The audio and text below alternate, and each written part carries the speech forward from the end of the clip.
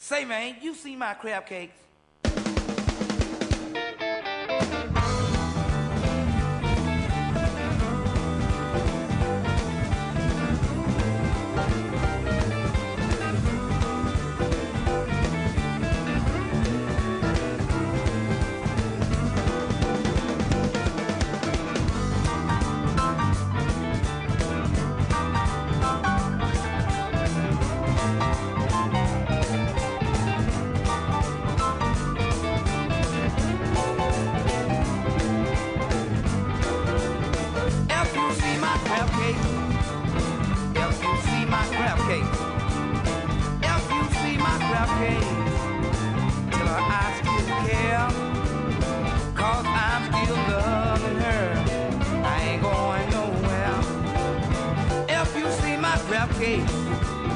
Till I'm all alone. If you see my crab cakes, tell her things went wrong. Don't call on the phone and bring a black draw home.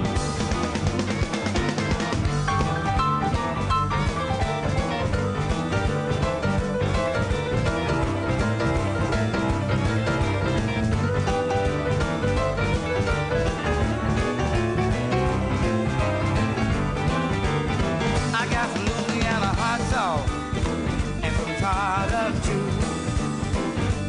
some Louisiana hot sauce, a little tartar too. Come on, little girl, tell me what you want to do. Them Maryland crab cakes are the best in town. Them Maryland crab cakes are the best in town. So come on, baby, let's get Louisiana down. If you see my crab cake, have you seen my crab cake? If you see my crab cake, tell I'm all alone. Tell her I still love her, and when she come back home.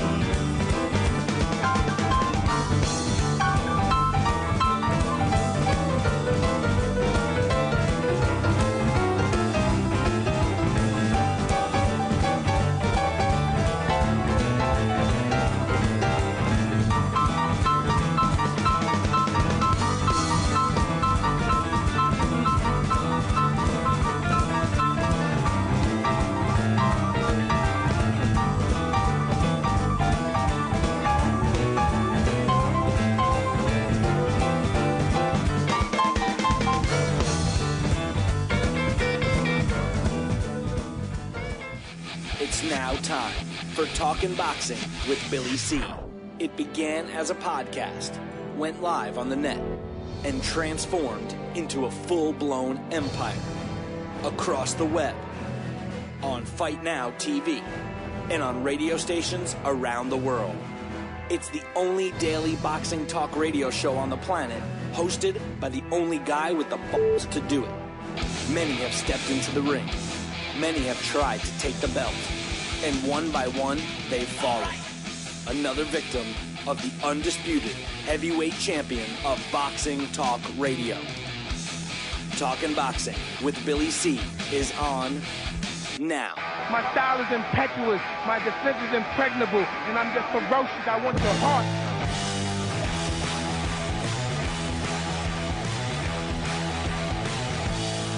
And we're coming to you live from the Billy C studio in Lake George, New York. I'm Bill Calogero. It's time for Talking Boxing with Billy C. Good morning, good day, good evening. Whenever you listen, hope you're doing all right. Don't forget the show's being brought to you in part by Cats Nationwide, luxury transportation service. If you need a limo and you're located someplace in the United States of America, well, then you need to give my girl Kat a call, 202-351-7496. That's 202-351-7496. And just don't forget, she's my girl. And speaking of my girl Kat, she's going to be doing the, Cats Nationwide Luxury Transportation Service is the official limo service of the Billy C. Boxing Hall of Fame Induction Weekend Gathering, which is scheduled for November 16th, 17th, and 18th. So if you haven't made your plans, you better make them now. As a matter of fact, You can get different options up on the website, www.billycboxing.com. That fantabulous deal that we had, early bird special or whatever it was called, is over. But there's still some real good deals up there in terms of the way it's broken down this year by day. So, if you were going to go up to, do one thing, two things, or all of it, two things. I mean, there's 3 days. So if you want all 3 days plus hotel accommodations, we have specials like that, plus just a ticket. You get your own thing, all that stuff. Go check it out, www.billycboxing.com. Click one of the Billy C Boxing Hall of Fame banners, and you'll get the latest info. As a matter of fact, Kieran's got to update the what do we call it? I guess the pamphlet, the brochure. Yeah, that's it, the brochure. We got to update the brochure. So Kieran's been dragging his feet on that one. Maybe I didn't even ask him yet. Who knows? But anyway, I do know one thing. You got to call my girl Kat. 202-351-7496. Just remember, she's my girl. She's my girl. God. Anyway, the show's also being brought to you in part by Campanera and Tomkovich. If you need a lawyer, you might as well use the ones that keep me out of trouble. And that's Campanera and Tomkovich. As a matter of fact, I got to go see them on Friday about you being a bad boy. 845-221-4099. That's 845-221-4099. Tell them Billy C sent you, and tell them I'm going to pick up the consultation fee. They love it when you tell them that. 845-221-4099. And, of course, the show's being brought to you in part by my friends over at the Halftime Bar and Grill, Route 9, South Glens Falls, New York. If you're in the South Glens Falls, Lake George, Queensbury, Hudson Falls, all them falls. If you're in that area and you haven't checked it out, you better hurry, man, because that's been completely renovated. They got the outdoor section open. They have a beautiful area in the back that's open now. So make sure you check that out. We hang out on Friday nights up at when there's Friday night fights, and we're not doing a live broadcast. And if we are doing a live broadcast, here's the good news. We pipe it right into the halftime. So you get to watch us. You either get to hang out with us or you get to watch us on TV. So that's some cool stuff. Over at the halftime, Route 9, South Glens Falls, give them a call. Hey, if you like good food and you like wings, like hot wings, or even if you don't like the bones, the boneless wings, check them out at the halftime because they make them the best in the area. But here's the thing. If you're man enough, or woman enough, because I've seen some women that can, definitely handle more hot wings than most guys, But if you're man enough, tell them you want the Billy C hot sauce. Tell them you want the Billy C hot sauce. See if you can handle it. Let me know what you think, because they nailed it. They got it perfect. So, Halftime Bar and Grill, 518-792-4869. Hey, if you're going to come up for Friday night fights, now there's no Friday night fights this week. It's a holiday weekend, but if you plan on ever coming up, drop us an email, Billy@talkinboxing, TALKINBOXING.com, so that we can hook you up with a hotel, because we don't want you to listen. When you come and see us at the halftime on Friday nights, at the very least, you're going to be buying me drinks. So if you're buying me one, you're going to be buying you one, and the bottom line is we don't want you getting behind the wheel of a car. So we want you to make sure you stick around. There's places, there's actually walking distance places, so drop us an email and we can hook you up with that. Busy show scheduled for today. We got some guests lined up for later in the week. As a matter of fact, a female fighter, young female fighter out of New York. She fights out of Brooklyn. Yo, Brooklyn. And she's going to be coming on a little later in the week. Vanessa Greco. And this is a girl. She's undefeated 1-0 and 1 draw. But nobody wants to fight her. She's tough. We're going to talk with her a little later in the week, so you get to know her. Keep the mailbags coming. I'm going to be reading the mailbags. Now, I'm also going to try to get the heavyweight spotlight on Marvin Hart today. It's one I've been trying to do. I'm trying to clean out the spotlight so we can shine it on my man Tony Treem, who's going to be doing that, taking on the heavyweight spotlight next time. So we'll be looking forward to his stuff. Don't forget, we have the mobile app. You can listen to the show on your Verizon. I'm not sure if it's on the iPhones yet, but I know if you go into Marketplace under Sports and search Billy C Boxing, you should find it. Don't forget about our book club. Only the bestest books are in there. So check that out. And don't forget about the go to don't go, to watches and the don't watches. If you're going to go to an event or you're going to watch one on TV, pay-per-view, drop us an email, let us know, and we'll tell you if we think it's worth your while, if it's worth the money. And, of course, speaking of money, don't forget about the Billy C. Bucks. Going to say good morning to the Philippines. We got the Philippines in the chat room. Quickly says who he thinks going to win May 5th on against Mayweather and Cotto. We're going to be breaking that fight down a lot, and we'll be talking about that one as time goes on.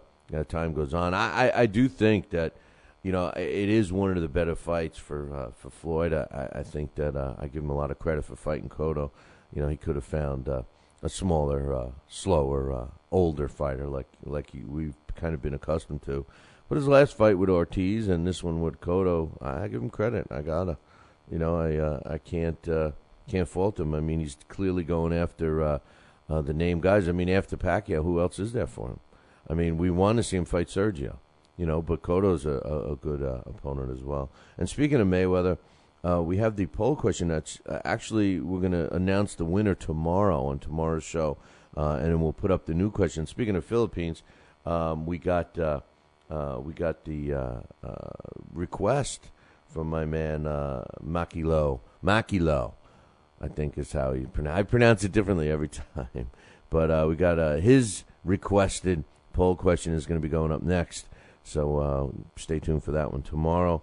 Right now, it's the Floyd Mayweather fans are trying. They're trickling in, but it actually, I think, went down a little bit from yesterday. 84.6% for Sugar Ray Robinson and 15.4% for Floyd Mayweather. If you don't know what we're talking about, we have a poll question. Now's your chance to vote, BillyCBoxing.com. Who would have won if Floyd Mayweather Jr. and Sugar Ray Robinson would have been able to fight? Now, the only reason why we're doing these, because we have our own greatest, we have the greatest fight series, but we have a legend versus legend where we put these, we do these dream matchups. But this came on the heels of all the talk from the Mayweather fans of how great Floyd is, and even some suggest that he's better than Sugar Ray Robinson. Now, because of that, we put the poll question up, and obviously you guys are speaking louder than Floyd Mayweather fans, or we have some more Floyd Mayweather fans that just realized that although Floyd is a great fighter, he's not the greatest. The greatest was Sugar Ray Robinson. And speaking of great, how about the music? And every week we do we feature different artists. Now we've been going back in the archives and pulling some of these songs that people have been requesting, and this was another one. It's by a group called Memphis Gold. Crab Cakes was the song that opens us up today. You can check out information about Memphis Gold.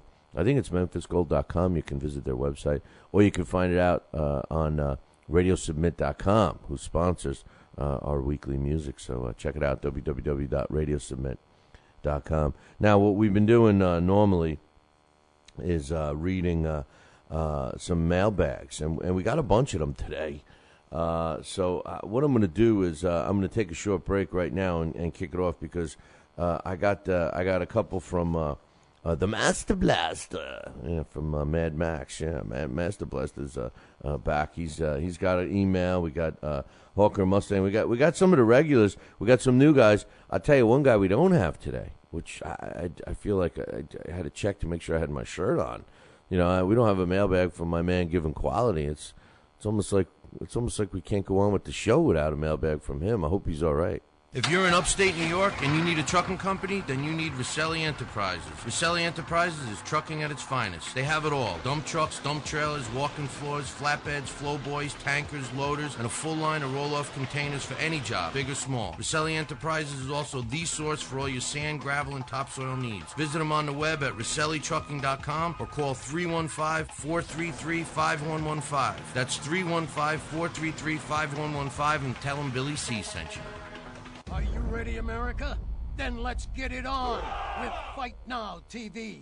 It's time, fight fans. Your channel has arrived. All the fights, all the names, all the action. From world-class boxing events to mixed martial arts showdowns and other combat sports matchups, Fight Now TV delivers the hits and more. Call your television provider and tell them you want to get it on with Fight Now TV. For more details, go to fightnow.com. We've got a great matchup tonight. Fighting out of the left corner is the #1 ranked contender. No, he is not. I'm sorry, but who are you? I am the IBO computer. I am programmed to provide only fair and unbiased boxing rankings. This fighter is the number 15 ranked contender. Fair and unbiased boxing rankings? That's a new concept. Actually, it is not. The IBO has provided unbiased computerized rankings for many years. Well, we've still got a great fight tonight, folks. In the left corner is the number 15 ranked contender. The IBO, the champion of integrity. Learn more at iboboxing.com. Check out BillyCBoxing.com now, or feel the wrath of the mighty mustache. Oh, that hurts. Why are you doing that to my face? I hate you. I hate you. That's BillyCBoxing.com. Consider this your warning. As a young boy, all Billy C dreamed about was one day having his own catchphrase. And we're back. And we're back. One boy, one dream, one day, everyone will say. And we're back. And we're back. And we're back. And we're back. And we're back. And we're back. Catchphrase coming soon to a theater near you.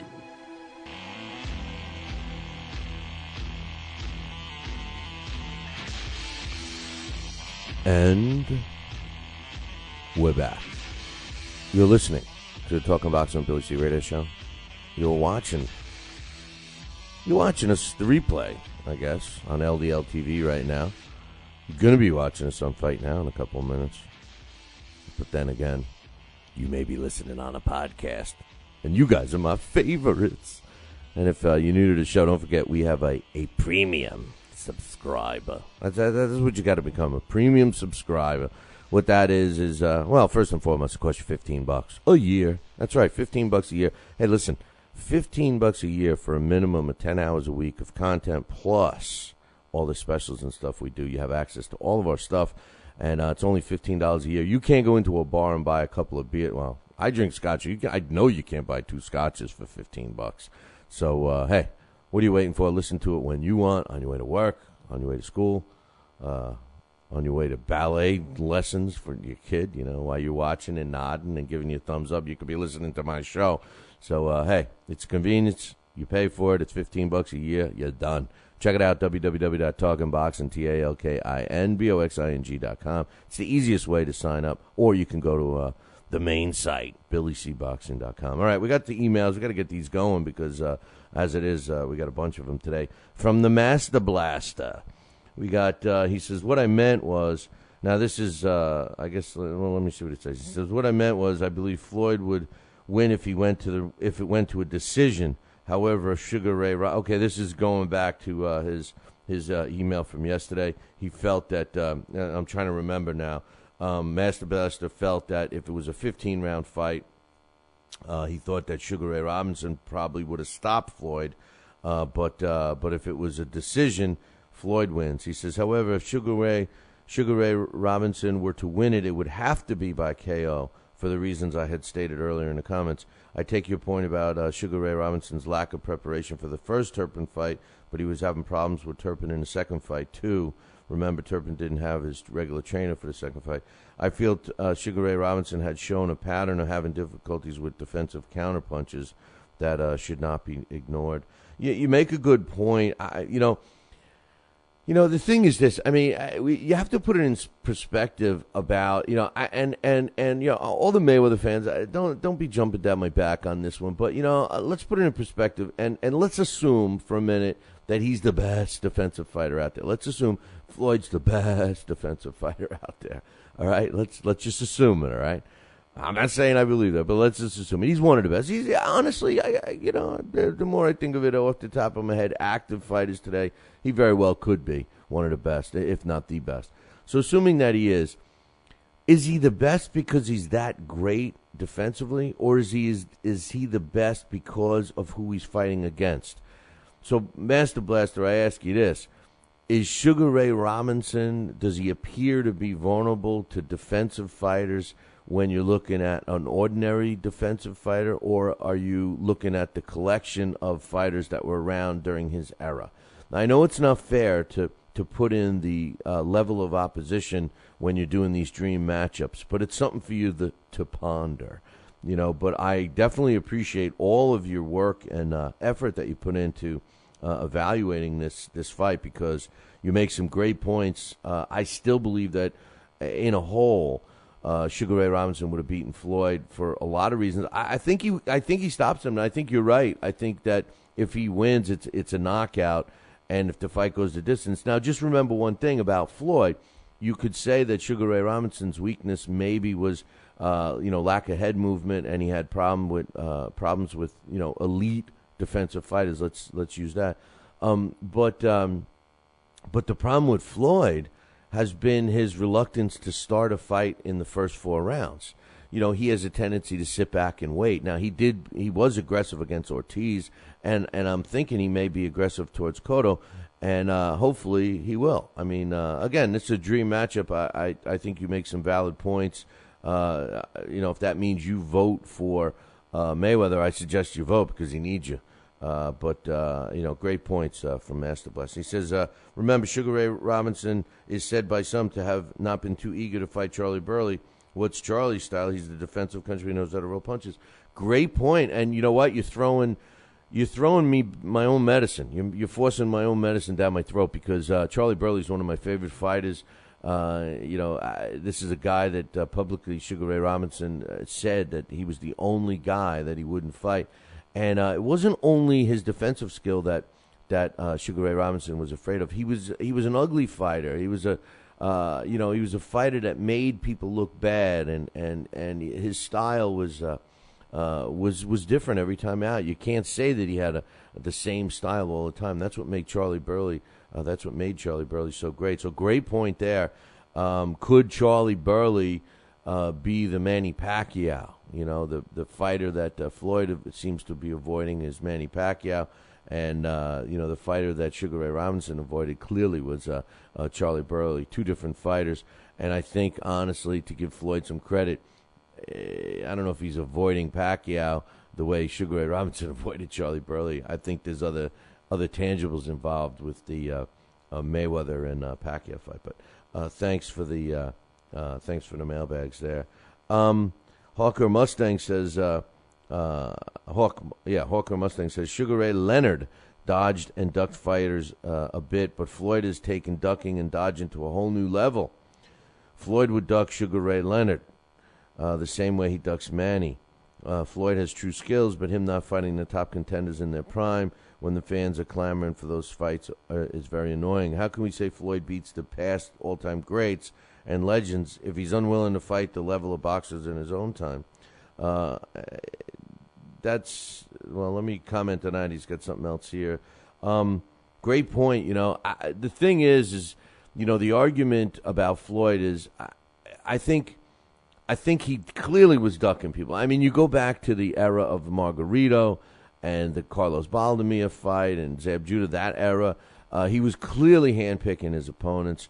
I think he's leaning more towards fighting the tougher, better opposition now. I think he senses that his time is running out, and he's making as much money as he can, and he's certainly stepping it up a notch. Listen, I think he's more exciting. At least he was more exciting until the chump move his last fight. So we'll see. We'll see what happens. I mean, I agree with you. As far as Sugar Ray Leonard, a lot of people blamed him for ducking fights. The thing about Sugar Ray Leonard is he waited for the right time to fight people. Maybe that's what Floyd is doing with some of these bigger fights. And I'm not saying waiting for them to get old and slower and stuff like that. Sugar Ray Leonard had a knack for fighting fighters at the right time. And I don't mean by age. I mean money-wise and demand-wise. Floyd may have pulled as much as him and Bob Arum seem to hate each other or at least lock horns. Floyd may be pulling the same mistake that Bob Arum made with Yuriorkis Gamboa and Juanma Lopez, not letting those 2 guys fight, pushing the envelope, and all of a sudden that fight's lost all its luster. You got You got Wanma losing back-to-back by knockouts. He's out of the boxing for a year because of suspensions. You got Yuriorkis Gamboa having issues with Arum. He's going to be going in a different direction. So, Arum lost that big fight. If Mayweather's not careful, he may lose the biggest payday of his career, which obviously would be against Manny Pacquiao. Hawker Mustang goes on to say, and Ward Butte is a fight that should be happening. He says if Butte beats Ward, if Butte beats Carl Froch, Ward should step up. Ward didn't want. I think some of the problems with that is, first of all, Ward hurt his hand in the last thing. Now I'm not that sympathetic for injuries or what have you, but he clearly hurt his hand, and he also clearly said he didn't want to fight Butte yet. There's some issues with television contracts and everything else there. But I think the biggest issue and the biggest stumbling block for Andre Ward is going to be his promoter, because Dan Goossen doesn't put any money into anything.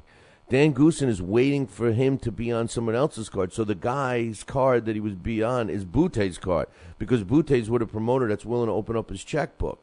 So that's a problem that we're going to have with that fight. And the only positive thing is that we know we'll get that fight on TV. Now, you look at the Carl Froch and Butte fight, the same promoter that they're all going to be leaning on in Yvon Michel, GYM Promotions out of Canada, the same promoter they're all going to be leaning on. They kind of stabbed them in the back a little bit by not putting the Carl Froch and Butte fight on any television here in the States.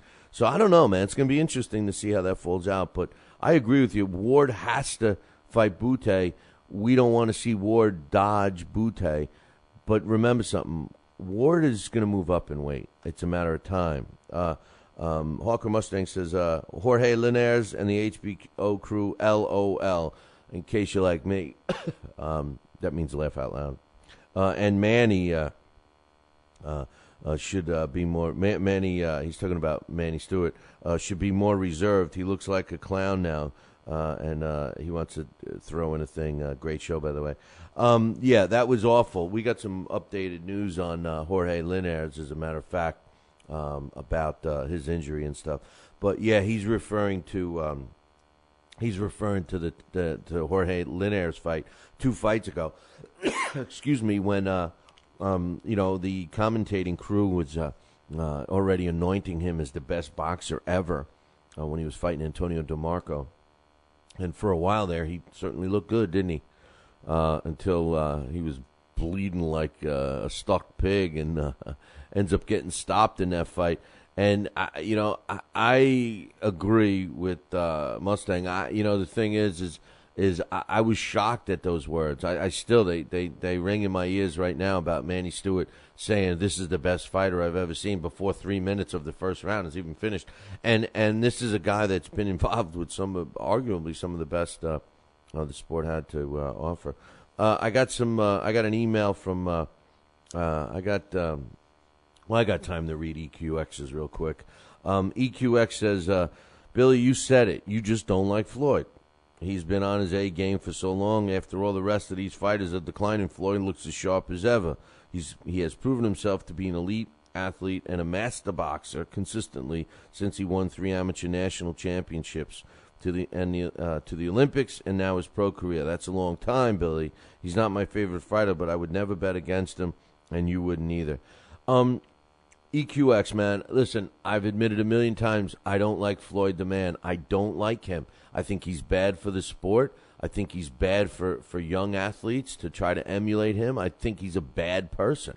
But that doesn't take away from his boxing ability. I judge him inside the ring as one of the best. I don't want to put him on that pedestal and make him an all-time great yet, because I personally like to wait until a fighter's career is over, and then, digest it a little bit and really evaluate it and see where he stands, in my opinion. Now, I will admit that Floyd is clearly going to be a Hall of Famer, and he's clearly going to become an all-time great.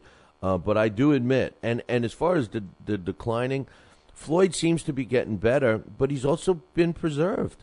This is a guy, when I did my my little matchup recently, just looking at the last 6 years or the last 6 fights was over, what was it, 3 or 4 years for Manny and over like 9 years or something. I had all the statistics. Actually, I have them right here. I don't want somebody to throw in my face. The last 12 fights, let's see, the last 12 fights for Manny Pacquiao have spanned 6 years, and the last 12 fights for Floyd have spanned 9 years. So, and the quantity of fights for Manny were more, too. So maybe that's why he's looking so crisp and fresh, because he hasn't fought. But I get your point, man, and great mailbag. Hey, listen, we're going to take a break. When we come back, we got some more boxing to talk about. We got the Fight Now audience getting ready to join us, and a whole lot more. We'll be right back. Are you ready, America? Then let's get it on with Fight Now TV. It's time, fight fans. Your channel has arrived. All the fights, all the names, all the action. From world-class boxing events to mixed martial arts showdowns and other combat sports matchups, Fight Now TV delivers the hits and more. Call your television provider and tell them you want to get it on with Fight Now TV. For more details, go to fightnow.com. We've got a great matchup tonight. Fighting out of the left corner is the #1 ranked contender. No, he is not. I'm sorry, but who are you? I am the IDO computer. I am programmed to provide only fair and unbiased boxing rankings. This fighter is the number 15 ranked contender. Fair and unbiased boxing rankings? That's a new concept. Actually, it is not. The IDO has provided unbiased computerized rankings for many years. Well, we've still got a great fight tonight, folks. In the left corner is the number 15 ranked contender. The IBO, the champion of integrity. Learn more at iboboxing.com. Check out BillyCBoxing.com now, or feel the wrath of the mighty mustache. Oh, that hurts. Why are you doing that to my face? I hate you. I hate you. That's BillyCBoxing.com. Consider this your warning.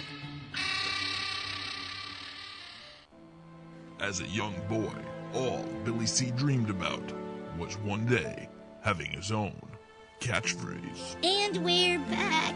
And we're back. One boy, one dream, one day, everyone will say. And we're back. And we're back. And we're back. And we're back. And we're back. And we're back. Catchphrase coming soon to a theater near you.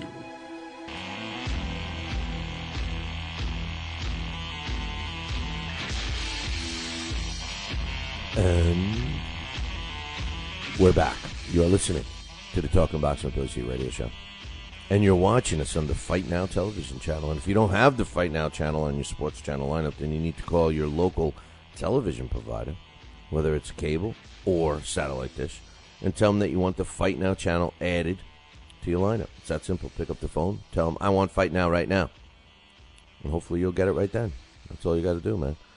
Speaking of Fight Now, I want to welcome the Fight Now audience just joining us like they do every day, Monday through Friday, from 6 to 7:30.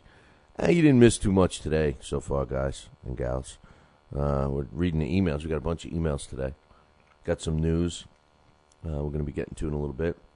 We're going to be doing the heavyweight spotlight. This week it's on Marvin Hart, former world champion. If I told you this guy was like a Toro Gotti as a heavyweight, and nobody knows who he is. Well, that's what I was going to tell you later. Hey, we got the chat room going on, so everybody that's catching us somewhere else on the stream, live right now, or whatever, even, all my Fight Now viewers, if you feel like becoming interactive with the show and have us, if you hear me commenting sometimes on people's opinions and stuff live, that's because they're in the chat room. Now, I know that there's several chat rooms for whatever vehicle you're getting the show right this second. But if you go on to BillyCBoxing.com and go into the chat room there, that's where we'll respond to your comments and stuff. So, unless it says, your mother sews socks that smell, or something crazy. We got I don't recall getting an email from what was it, Little Kino 23. Don't be confused with Little Kino 22. This is Little Kino 23. Says, and this is let's see, this is going back to another show, I guess. This is going back to when Cotto came out and guaranteed that he was going to beat Mayweather. And, that's when Floyd called. And all Floyd could say, this was in their press conference, and Cotto guaranteed victory over Floyd. And then Floyd didn't even acknowledge that and said, oh, yeah, by the way, Manny Pacquiao is a cheater. So Lil Kino says, at the same time, you take $40 million and let your opponent get $60 million, or more even if you win, it doesn't add up, especially when Pacquiao is the only one who really is considered a threat to him. If you're not considered better than him in millions of opinions, just put yourself in his shoes. I guess you're talking about the 60-40 split. And we don't even know if that's what Mayweather offered, but we do know that Pacquiao wanted a 50-50 split. I know I had some people getting confused about how that breakup is, and Mayweather just feels that he's worth more, and he wants more than that. And I think Manny even agreed to a 60-40 split. My favorite one is the one that's 45-45 and then 10% extra for the winner. I like that. Little Kino 24 also throws something back. He says, and this is to another listener too, but he says you got to do your homework. Floyd's highest purse was against Victor Ortiz, $40 million, and Pacquiao's highest purse was against Marquez, $25 million, plus some pay-per-view Floyd is trying to break is the Oscar De La Hoya gate, which was $58 million, which Floyd only made $20 million, and he says he feels he could make some serious money if he fought Pacquiao, and he says both should get $40 million, and the winner gets 90% of the pay-per-view. Wow! Don't do business with Little Kino because he might be wanting too much money on the line. I agree with the fact that. Floyd Mayweather will make more money than he's ever made if he fights Pacquiao. I mean, I don't think anybody's going to argue with that one. But Floyd's got his, he's got his demands. Manio has his demands. And at this point, I'm so sick of talking about Floyd and Manny. I can't tell. I wish you guys would ask more stuff. I mean, email after email is always about Mayweather. It's always about Pacquiao. Here's one. Bronner Beast said Floyd would humiliate Sugar Ray Robinson. Sugar Ray Robinson is a great fighter, was a great fighter, but Floyd makes no mistakes. He's the greatest accuracy in boxing history, the greatest defense, and it spells a problem for anyone. The only one who could test him is Marvin Hagler, and he gets hit easily. And by the way, he won't end up like Calzaghe. Floyd's legacy comes from his skills, not from his record. Floyd is the first perfect fighter skills-wise. There won't ever be a fighter in the history of the sport with this kid's talent. He is the Michael Jackson of boxing. Dude, what Kool-Aid did you drink? I mean, the bottom line is we've gotten some great emails from Bronner Beast, and what you been hanging out with giving quality, man? Are you really giving quality? I mean, first of all, listen, he's not the great. You're obviously young, and nothing against you, but you're obviously young because the guy that you're putting in your mind, and this is me, I'm reading deeper and deeper into your mind. But the thing is that it seems to me that Hagler, you're going back to the 80s. So in your mind, Hagler's like an old time guy. I know you know that Robinson is older than Hagler, older time guy than Hagler. But, as great as Marvin Hagler was, he wouldn't stand a chance against Sugar Ray Robinson. Don't you understand? If you put Marvin Hagler in perspective and you have him as that much better, if you think he's the only one that has a chance against Floyd Mayweather, I would disagree with you. You hit it on the head when you said he gets hit easily. Floyd would dance circles around him. How does Floyd dance circles around a guy who knows how to dance circles? How does Floyd dance circles around a guy with power in both hands? That's multi-dimensional, as Sugar Ray Robinson was.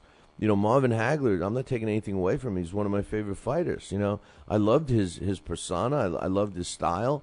But I personally think that Mayweather in a dream fight may have a better chance at beating Hagler. than he does Robinson. And FYI, I think Floyd Mayweather can't beat Hagler. He can't beat Robinson. He can't beat Hagler. He can't beat Hearns. I don't think he would have beaten Sugar Ray Leonard. I mean, there's so many fighters that he wouldn't have stood a chance with. That's why, I can't drink this Kool-Aid. I can't make a statement like Floyd would humiliate Sugar Ray Robinson. That's crazy talk. Floyd makes no mistakes. Floyd makes mistakes. You see, Floyd's got you guys so... I don't know how he did it. Floyd missed his calling in life because... he is just he's just a guy that can put on a smokescreen like I've never seen before. Now, granted, the man has ability. I'm not taking those abilities away. I like your comment about Calzaghe, but I'm not so sure that Floyd's legacy comes solely from his skills and not his record. Floyd always talks about how great his record is. He brags about the O. I think Floyd, as much as he wouldn't admit it, his legacy comes from the name and from his performance, and his smart business moves. So, I don't know, man. I appreciate your email and I respect your opinion, but I can't agree with the word humiliate. And I tell you what. Too bad you didn't have another couple of hundred friends to go and vote and change the humiliation, because right now, I hate to tell you, but in case you looked at the poll, Sugar Ray Robinson is humiliating Mayweather right now. So, thanks for the email. From my man, Bajorn, he says, I think the fact that Floyd is as good as he is and he rubs you the wrong way, that's the issue. I guess I'm just a fight fan. What are you saying? I'm not a fight fan? Come on, man. Yeah, you're right. I don't like him. But I'm not taking anything away from him in terms of his skill. I don't like a guy that doesn't fight the best. And right now, okay, I'll admit, Cotto's a great fight for him. It's not a layup fight.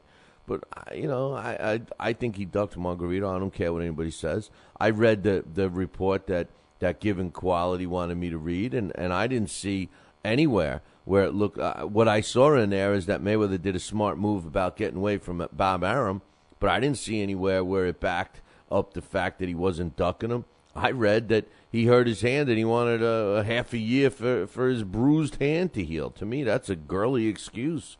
I mean, let's face it. Maybe he fights him now because he's a finished fighter. Same thing with Shane Mosley. Shane Mosley was trying to get a fight with him at what? Lightweight super lightweight, junior welterweight, whatever. When Floyd ducked him until he was 150 years old. So, I don't know.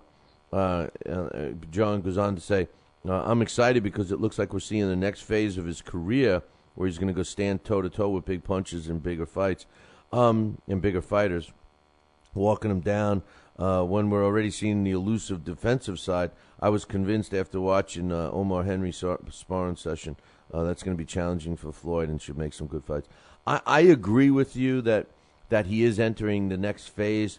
I think that he knows that he needs to add a little excitement, and in the sport of boxing, unfortunately, we contribute excitement to action.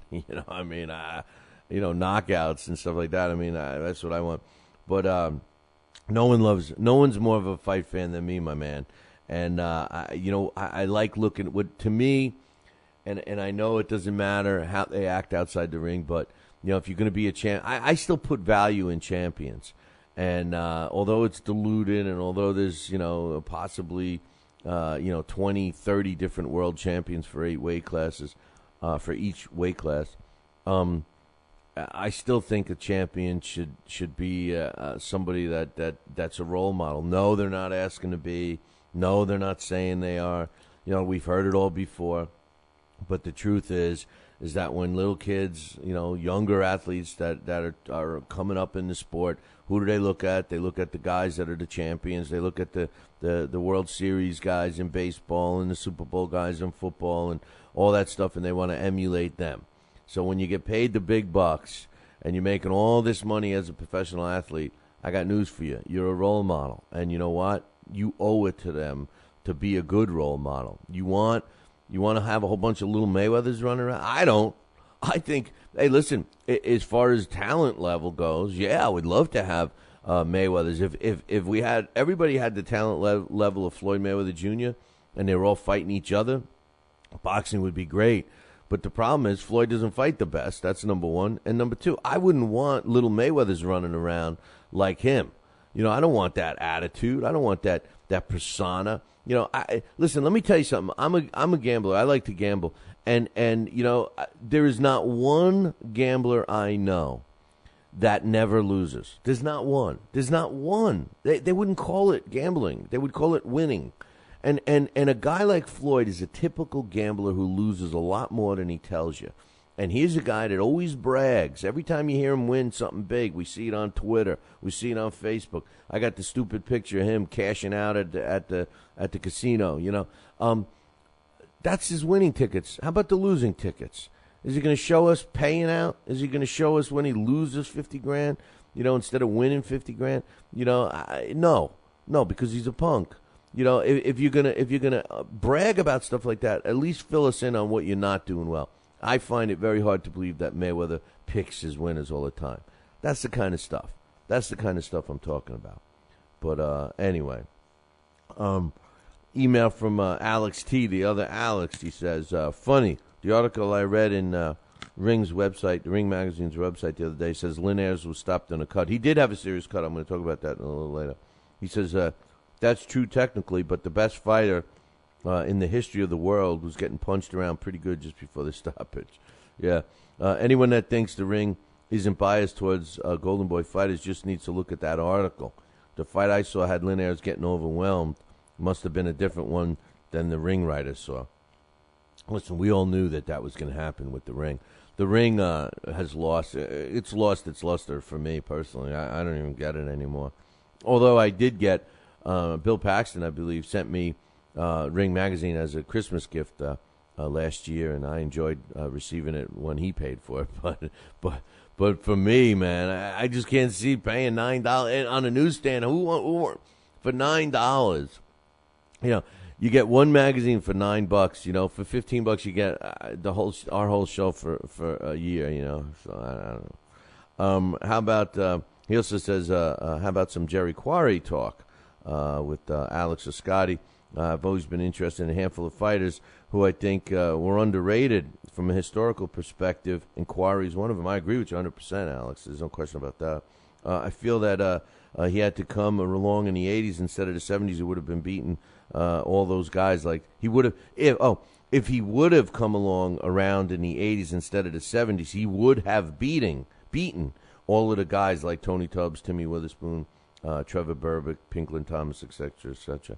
I agree with you, and we've said that a lot, Alex, that if Jerry Quarry was active today, he clearly would have had a title. So, tough fighter, no question about it, and did come along in an era where, I mean, just think off the top of your head, you know, Jimmy Young and Ernie Shavers, and of course Muhammad Ali and Joe Frazier and George Foreman and Ron Lyle, and I mean the list goes on and on and on. And oh yeah, Jerry Quarry, you know, and you know, I mean the guy was tough, you know, George Chuvalo. I mean all these fighters that fought in the same era, and it's just amazing when you start thinking about that era, how great it was. Bobby says they need to cut Wama a break already. I mean, my gosh, what else can he possibly do? He's apologized multiple times, and now he's being punished by every possible means for a statement he doesn't even remember saying. Kirkland and Williams. Okay, so that's another issue. First and foremost, I agree with you 100%. I've been saying it since last week. You know, first of all, that Jim Gray, somebody should take him out in the back and beat the crap out of him. I mean, I can't stand Jim Gray, and I'm sorry. I know that I got some emails negative about Pete Rose, but that's why I hate Jim Gray, for what he did to Pete Rose on national television. And I've always looked at him as a snooty guy, the kind of guy that I would just want to punch in the face for no reason.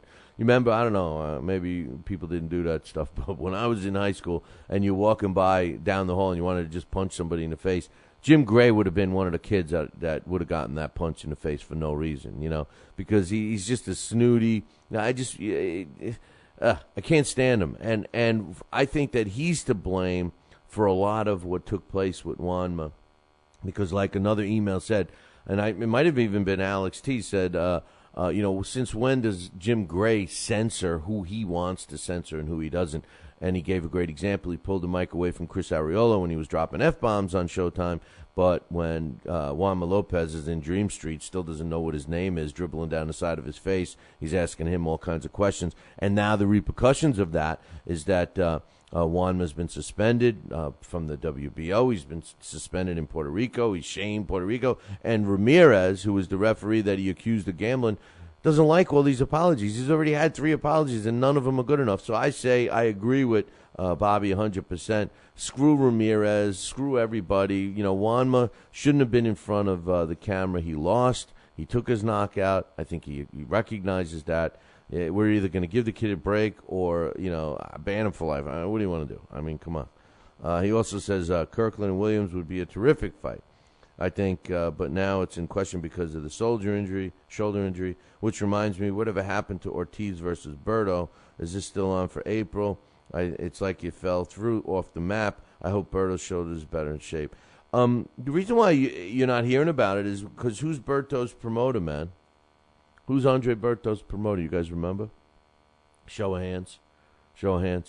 Isn't it Lou DiBella? Isn't Lou still promoting Andre Berto? What does Lou do? Oh, that's right. He does not. What does Lou do not do? He does not promote. Promoters should be promoting. Everybody criticizes my man Don King, but when Don King does a show, you know about it. You know about Don King's shows, man. You know who's going to be there and who's not going to be there and everything else. He's got all kinds of other people outside the sport of boxing hanging out at his shows. You got a big fight in Berto Ortiz, the rematch. Granted, the first date was canceled because of an injury, but the second one, we're ready to roll, and we're not even hearing about it. And we've had back-to-back. This week is a slow week in the sport, too. Great point. Dave Wilcox. We got an email from Dave Wilcox. He says, listening to the show, like him or not, if all fighters conducted themselves like Oscar did by fighting every great fighter available in their era, boxing would be in a better place. Oscar has my respect always as a fighter. He is the last tied to the greats in boxing history like Leonard and Hagler because he insisted on fighting the best always, unlike the clowns of today. David Wilcox hits it on the head, man. Let's be real. You could say what you want. I make fun of Oscar all the time with his choice of pantyhose and high heels and all that other stuff. I also make fun of a lot of things he does. But the truth is what Dave just said. This is a guy that fought everybody. He didn't duck away from anyone. He wanted to make the best fights. Maybe he wanted to make them for financial reasons, but the bottom line is he made them. So great point there. So that wraps up our mailbags, and I like that. But anyway, some sad news, some sad news. Well, I don't even get what I just read here. I don't even know what that is. But anyway, some sad news is that we had a fight that took place. Some sad news is I can't even remember what the sad news was. A fight took place over the weekend. And there's a fighter, Afrizial Cotto, which his real name is Mohamed Dez Afrizial. And he was in the fight and fought a 12-round decision against Ivran Barber Mabrum. This was on Saturday night. It was a national title, and Afrizial Cotto lost the 12-round decision, ended the fight on his feet. Was checked out by a ringside doctor right after the fight. And on his way back to the dressing room, he made it back to his dressing room. Then he vomited and then passed out. They rushed him to the hospital. They found that they had a blood clot on his head. He went under emergency surgery. They removed the clot. He's still in critical condition. As far as when the show went on, the last I heard is he's still unconscious and in intensive care. So our thoughts and prayers go out to the family of Mohamed Dez Afrizial, and I probably am murdering his name, and I apologize for it. And the reason why I bring it up, not for the bad news part, but one of the issues that they talk about with boxing versus MMA is the fact that in boxing, we have long sustained beatings that cause brain damage, and this is a great example of it. He takes 12 rounds. Now, I didn't see the fight, so I don't know. I don't know what took place. I don't know if it was a knockout, drag out, brawl for 12 rounds or not. I don't know if he went down, or I honestly don't know. But the argument with the head injuries, MMA versus boxing, is that in boxing you go for 12 3-minute rounds, and a fighter is susceptible of getting those headshots, ba-bam, ba-bam, ba-bam, and scrambling the old brains a little bit. And in MMA, you're dealing with 3 rounds, and most of the time people are tapping out, So that's one of the arguments, and this doesn't help much because of that. So hopefully this kid will come out of this okay and be able to live a normal life. But one of the things we do know with any combat sport that the fighters know what's at risk stepping into the ring, and we as fans need to appreciate that a little more as well, since we're all crying for knockouts all the time. It's like the back in the days, feed them to the lions. Hey, what are you doing today? I'm going to go check out the lions ripping apart some guys or something. But Vernon Forrest, we all know the story. Vernon Forrest was shot to death and everything. Well, listen, if it's any consolation, it was announced yesterday that a Georgia jury has found the man. They're guilty, man. They're guilty of Vernon Forrest. A couple of things going on here. 28-year-old Jaquante Cruz was sentenced to life in prison without parole plus 10 years. What is that? Life in prison without parole plus 10, just in case. Just in case there's a loophole somewhere that he does get out, or whatever, he gets an extra 10 on top of that. So he's got life plus 10, so he's already in debt. This obviously the Vernon Forrest took place. The murder was 2009. So he was the driver. The kid Cruz was the driver. He drove the getaway car. Didn't even pull the trigger. The guy who actually was the person who pulled the trigger. His name is Cherman Sinkfield, and they're trying to get him life. Now there was one other person that was a part of this crime that is already serving life as well. So the 3 people involved, they're looking for life sentences for 2 of the ones. The one guy that actually drove the getaway car, another guy who was part of the robbery, and then the third guy who was the trigger man. They're looking for a death penalty with him. If you remember, he ended up getting his championship ring and his Rolex watch stolen. And then, we had Vernon Forrest chasing down DeMario Ware, who was also sentenced to life. So it was Ware and Quante Cruz. They're getting life. And the gunman, Sinkfield, he's the alleged gunman. His trial didn't happen yet. They're looking for a sentence of life with him. I mean, death penalty with him. From anyway. I get it. This is my word. This is my response to Dax. I get it, Dax. I didn't get it at first, but now I get it. He's chatting with me. I'm chatting. I'm talking. I'm reading emails. I wish I had a piece of gum, but they talked about it yesterday, and they were announced that the Brian Valoria and Omar Nino fight now is rescheduled again.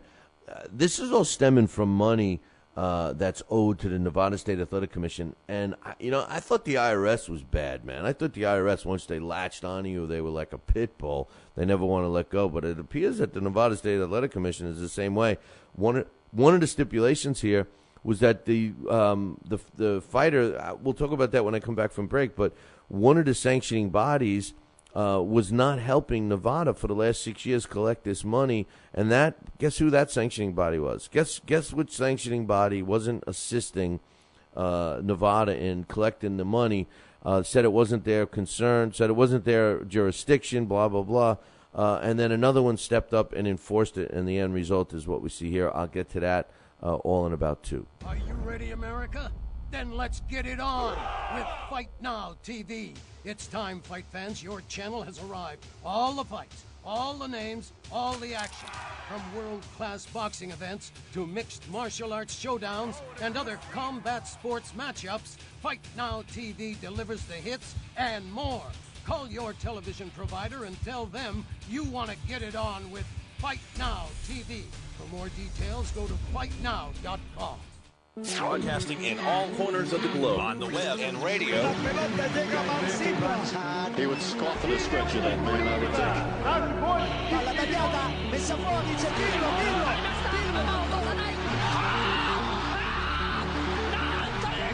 it. You're listening to Talkin' Boxing with Billy C. From upstate New York in the good old US of A. Boxing is here to stay because we are here to stay. The best 2 hours of boxing talk on the airwaves. Hey, fight fans, check out KOFantasyBoxing.com.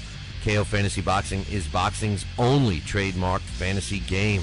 Check it out, www.KOFantasyBoxing.com. Select your own gym, your own fighters, track them through a season that can last from 3 months to a year, depending upon which league you join. You got to check this out, man. www.KOFantasyBoxing.com. Join it today. Again, www.KOFantasyBoxing.com.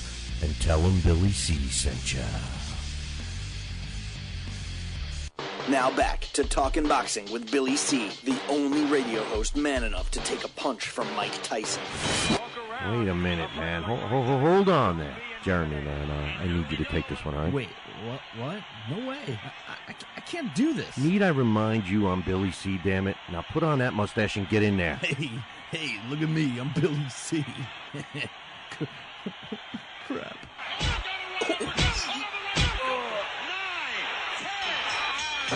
The undisputed heavyweight champion of Boxing Talk Radio. It's Talkin' Boxing with Billy C. Test 1 2. Test 1 2. My fellow Americans, good evening. Welcome back to Talkin' Boxing with Billy C. It's great to be here discussing the sweet science with everybody. I love boxing. I love talking boxing. It's what I do. Bill. Wait, what? Bill. Why are you interrupting me? What? Wrong. What's the problem? Billy, C. I did not have... We're gonna have to ask you. Wrong speech. What do you mean wrong, Billy C? What's going on here? Fine, I'll go. I just wanted to talk some boxing on TPSradio.net. That's all I wanted to do. I don't need your damn show. I'll get my own talking wrestling with the other Billy C. Yeah, that sounds good. I've always been a Hulkamaniac anyway. Broadcasting live, brother. Welcome back to Talking Boxing with Billy C. on the mighty TPSradio.net, brother. What you gonna do, brother?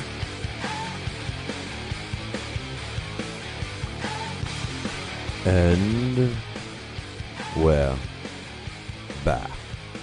You are listening to the Talking Boxing with Billy C radio show. You're watching us on the Fight Now television network channel. I'm sorry. Television channel. Sorry, man. Sorry, Fight Now. If you don't have Fight Now on your sports channel on it, you need to call your local television provider right now and tell them that you want Fight Now right now. Whew, it's a lot of nows. Don't forget, every night is Fight Night on Fight Now. 10 p.m. Eastern Time. Check out the website for all the information about the channel and about tonight's fight. www.fightnow.com. And I guess I hit the wrong button, dude. I guess we just heard the same stuff we heard before, right? No, it's the time is right. But anyway, we're talking about the Brian Valera fight against Omar Nino. Now it's rescheduled for May, and it's happening May 12th. And the reason is because the Nevada State Athletic Commission has fined Omar Nino for a fight that took place back in 2006, and he still owes a chunk of money. I think around $12,000 or something like that, 11,000 and change. And they've been trying to collect it for 6 years. And Omar Nino's been fighting, no problem, because he's been fighting outside the U.S. A couple of times they went to the WBC and tried to ask them for help to impose the sanction, to have them impose some restrictions. Tell them, hey, we can't sanction a fight until you pay your bill. And the WBC said, no, can't be doing that. No, can't be risking our sanctioning fees. No, can't do that. You know, so that's what the WBC is doing. They said, no, we can't risk our sanctioning fees. No, we don't care. It's your problem. He owes you money. You go get it. Oh, he's fighting in Mexico. You can't get him. Oh, okay. WBO, they say, okay, man. We'll do it, and that's exactly what happened. And you look at it this way. What would the WBO benefit by imposing, or at least flexing their muscle a little bit with Nino and saying, listen, we're not going to sanction this fight unless you pay your bill. Do you think it's advantageous for the WBO or any sanctioning body to be on the good side of a major commission like Nevada? I don't know. I don't know the answer to that question. I mean, you just asked it, Bill. Yeah. Well, I don't know the answer. The thing is realistically, they could give two craps about the commission. The sanctioning bodies really. I mean, if you look at a sanctioning body, I mean. It's like a business. You're basically paying for protection. You might as well go to the local racketeer and pay for protection in the neighborhood, because that's what you're basically doing with a sanctioning body. You're paying to fight for their belt. So you're putting value in their belt. You're paying them to fight for their belt, and then you parade around that belt. They could care less about the commission. As a matter of fact, they're the ones that sometimes, depending upon the sanctioning body, they have to have their own approved officials. So there may be an issue. I could see where a commission that's in good with on good terms with a sanctioning body would approve referees and judges for sanctioning fights. So once again, the WBC, in my opinion, oversteps their bounds. They think they're bigger than boxing, and in this particular case. Yeah, he was fined because of some stuff. Whatever the case was, they fined him. He didn't pay it. I don't know. My comment on the issue, I don't know what they fined him for. I don't know if it was justified or not. But my comment is on the two sanctioning bodies, how the WBO is willing to assist in the collection of some unpaid fines to a major commission, and the WBC says no, can't risk our sanctioning fee, can't risk getting our sanctioning fee to stick up for you, Nevada. We all got problems. Yeah. Yesterday, I said James Kirkland was going to undergo surgery. He went under the knife yesterday, and apparently all is well. Everything's fine. He's on track. The surgery went well. He was on his way home. It was same-day surgery, in and out. And it looks like he's going to be back on track. I guess he's going to 6 to 8 weeks. He's got to do nothing, and then he can resume training. So we'll see what happens. Everybody's talking about Paul Williams, James Kirkland fight. You got two guys that have were regarded as tops, and now they have to fight each other, so somebody gets to play another day. But anyway, speaking of, we talked about Jorge Linares before, and Jorge Linares, he was getting busted up pretty bad in that fight, and a punch caused a cut, which eventually stopped the fight. He lost. I think it's going to affect the DeMarco rematch. But what bothers me? One of the things I wanted to talk about today was the fact that now here's a guy that what's he got, like 36 wins, 40 wins, something like that. I don't have his record in front of me. But here's a guy that's a successful fighter, and according to HBO and Manny Stewart and everybody else, was the greatest boxer they ever saw in their life, right? So obviously, he got to that point. He won those fights, those 36, 40 fights, whatever he has. And granted, he's been on the downslide lately, but you look at all of that, and so when you come out after the last couple of fights, the one against DeMarco and this one, both he sustained some serious cuts. So what do you do in that case? I mean, what do you do in a case where you get a fighter like Jorge Linares, And, he's at the top of his game, being regarded by many. I won't mention the network, but it's the three letters that have H, B, and O on it. But, they regard him as the greatest thing since sliced bread. And, next thing you know, he's losing a couple of fights back-to-back, getting busted up real bad. So who do you blame? The trainer, of course. The trainer. And that's what Jorge Linares says. I think we're going to fire the trainer. I got to meet with Golden Boy and find out what we could do here. The trainer? How does the trainer get blamed? I mean, if we all sat back and watched the fights and said, oh, look, Jorge Linares doesn't know how to deliver a punch, or Jorge Linares doesn't have any defensive skill, what's his trainer teaching him or not teaching him? But instead, we heard guys that are proclaimed by each other as being knowledgeable in the sport of boxing. We have a guy in Manny Stewart that many believe is one of the top trainers in the sport today, and we're listening to them make statements that this is the best boxer they've ever seen in their life, and he loses 2 fights, and the first thing they want to do is fire the trainer. When you look at a fighter, and if you see that he's technically sound, that's generally a reflection of the trainer, right? Now, there are cases where a fighter just cannot be a technically sound fighter. Their style is just, Michael Casitas is a good example. Arturo Gotti was a good example. These are guys that just are not. Manny Pacquiao is a good example. He's not technically sound. Floyd Mayweather, that's a technically sound fighter. So, I mean, regardless of the trainer, there are certain fighters that you fine tune it a little bit. Maybe you take some and capitalize on some strengths and try to hide weaknesses and what have you. But for the most part, if you're getting accolades like you're one of the best boxers that people have seen, that's not the trainer, man.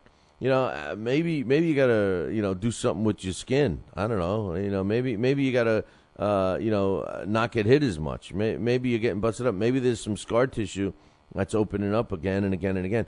Right away, fire the trainer. When a fighter does that, and it's happened so much, and Miguel Cotto is probably one of the only guys that it's worked for.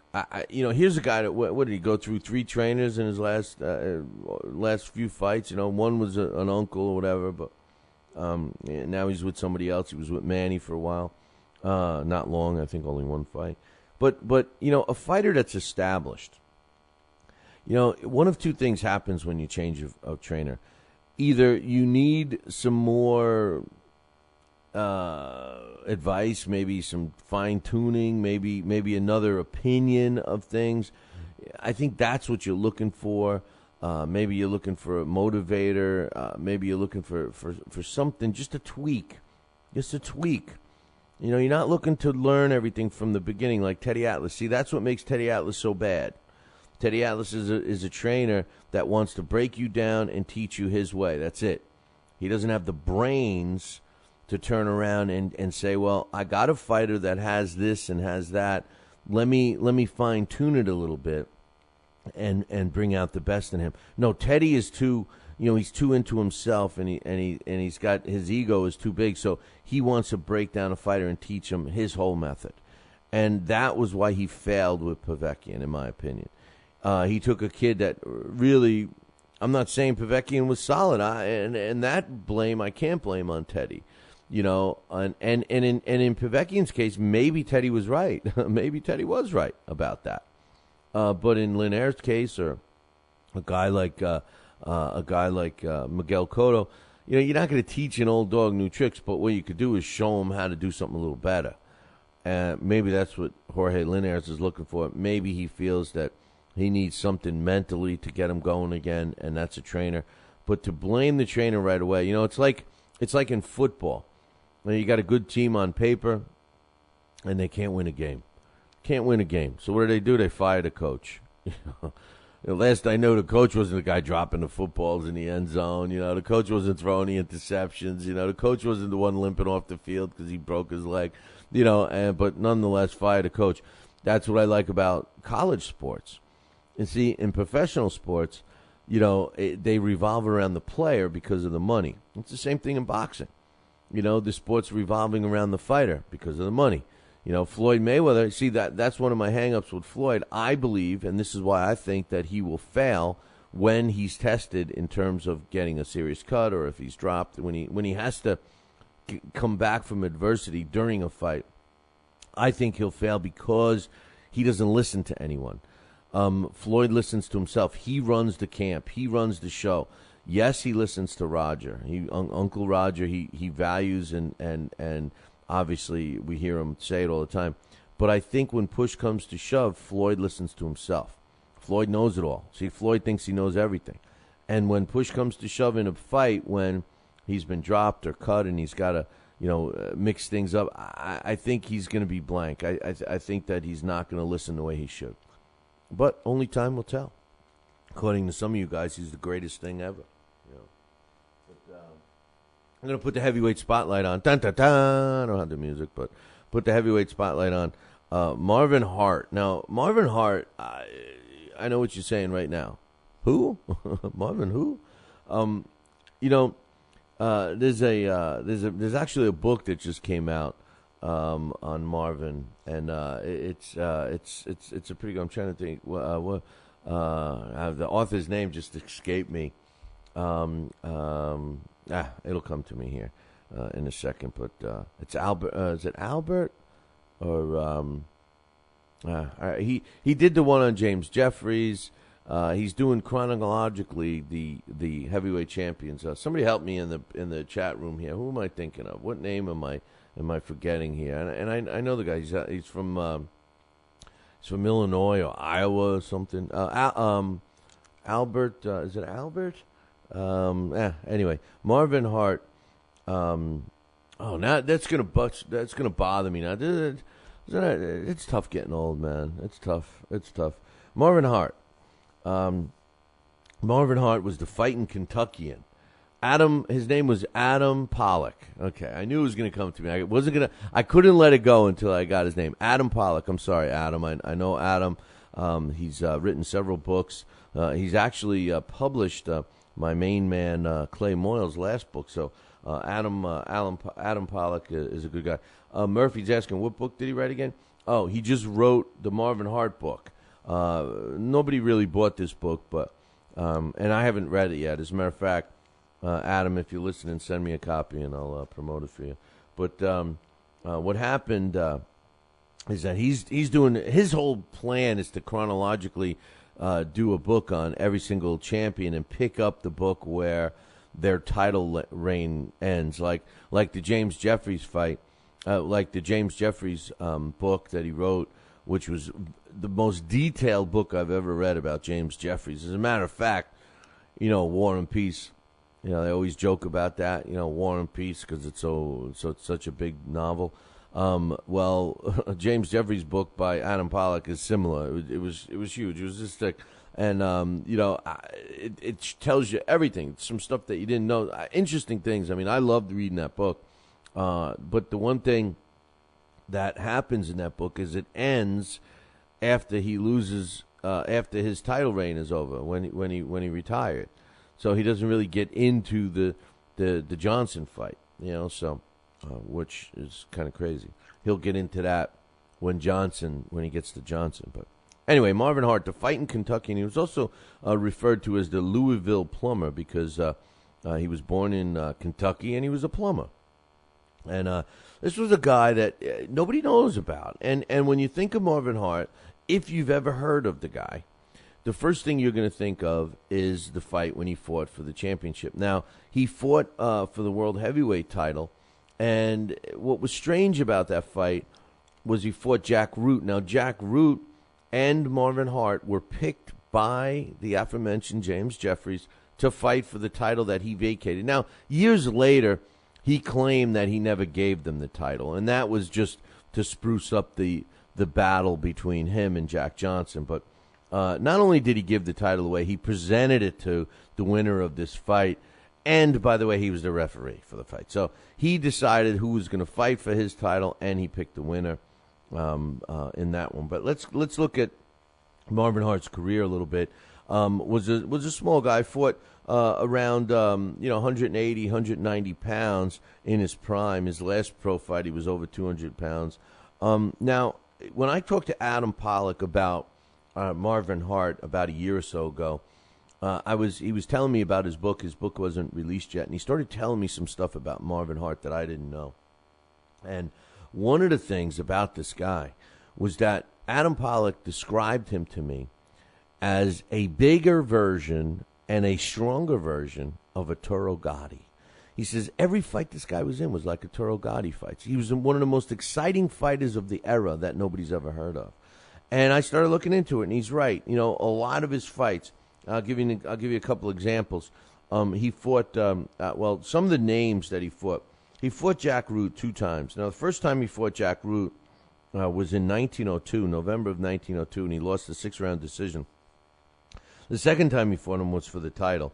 Jack Root was a pretty tough guy coming up. He also fought Kid Carter several times and some other notable contenders during the early 1900s and at the end of 1800s. As a matter of fact, when he started his career in Louisville, in very early on, he fought a couple of tough guys like Tommy Williams and Harry Rogers, who were both pretty tough fighters for somebody that's just starting out.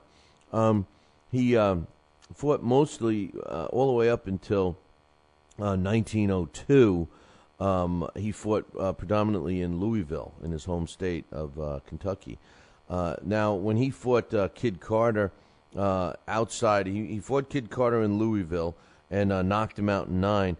Then he fought him again in Philly. This time, a newspaper decision had them as a draw. And we started to get to see a little stuff about Marvin Hart and the kind of fights that he was in. When he was in a fight, he would be dropped a couple of times. He would drop his opponents a few times. A couple of interesting fights I want to talk about. 1902, he fought Philadelphia Jack O'Brien and got a newspaper decision draw. All right. He followed that up with a disqualification win. Now, he's got several disqualification wins. This one was against Jack Bonner. And what does he do? He gets another fight with Philadelphia Jack O'Brien. This one ends in a no decision, no contest 6-rounder. He loses the 12-round fight to George Gardner. Then he fights Joe Chewinski. Now, Joe Chewinski was, we all know who Joe Chewinski was. Tough guy. He helped helped train Jack Johnson and everything else. Well, when he fought Joe Chewinski, he fought him in November of 2003, of 1903. This fight is described basically, if you watched any one, better yet, if you combined all three Arturo Gotti and Mickey Ward fights, that is how this fight was, man. Both of these guys were down a couple of times. Both were bleeding. It was just a back-and-forth, brutal affair. And how many fights do we read about when Joe Chewinski's name is involved, where the fights were just knockout, drag-out wars? Well, this was one that took place on November 16th in 1903 in Philadelphia. And rightly so, the general consensus was it ended in a draw. It was 6 rounds of just beating the snot out of each other. Check it out if you can read on that one. He followed that with a couple of wins, a couple of draws. And then he fought 2 fights against Gus Rulin. Now, Gus Rulin, if you recall, I just was talking about Gus Rulin. Now, when he fought Gus Rulin, this was the new and improved Gus Rulin. Now, Gus Rulin fought Tom Sharkey. And Tom Sharkey was, one of the roughest guys around. Now, the first time Tom fought Gus Rulin, he just battered this guy. But then he learned how to fight. And, he was trained and he could box. This kid could box a bit. And that's when he started rising up to the top. And he eventually fought Tom Sharkey again and beat him twice. But he fought Marvin Hart twice, back-to-back, a month apart to the day. In 1904, in April 20th, 1904, he fought, and Marvin Hart beat Gus Rulin with a newspaper decision, 6-rounder. And then a month later in Baltimore, the first fight was in Philly, on May 20th, 1904, they fought to a 12-round draw. Both fights were extremely entertaining. Now, that set up for a fight. He didn't fight again for almost a year. His next fight took place in March 28th of 1905 against Jack Johnson. Yes, that Jack Johnson. Now, Jack Johnson was on his way up. He didn't win the title yet. And as a matter of fact, when he stepped in the ring with Marvin Hart in 1905, Jack Johnson's record was 18 wins, 3 losses, and 5 draws.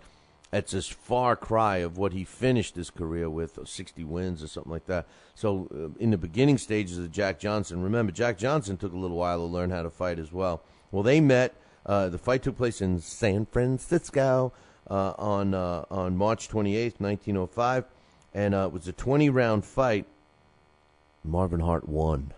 That's right, man. Marvin Hart beat the late, great Jack Johnson in a 20-round decision.